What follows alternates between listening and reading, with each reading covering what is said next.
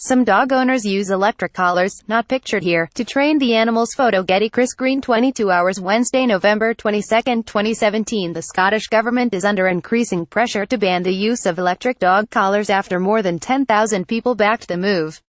Ministers are bringing in new regulations which they insist will introduce tighter controls on the use of the controversial devices than there are in England.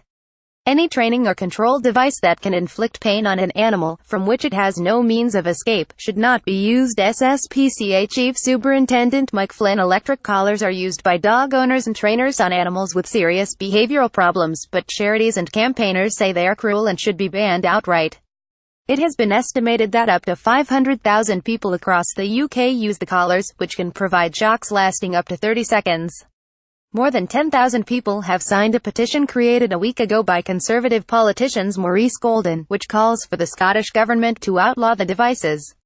The MSP, who said simply regulating the sale of shock collars would legitimise their use in the minds of dog owners, has also won the backing of several prominent animal charities. Electric shock collars are harmful, and the expert advice is clear that electrocuting dogs doesn't help train them, Mr. Golden said. I urge people to sign this petition to let the SNP know that regulated these devices, which means they would still be used, isn't good enough.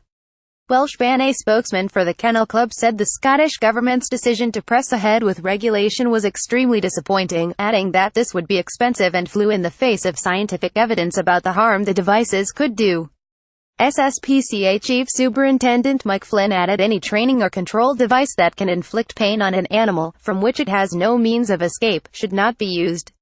We can see no reason why they should be allowed for sale to the general public, given that the Home Office banned their use by trained military and police personnel over a decade ago.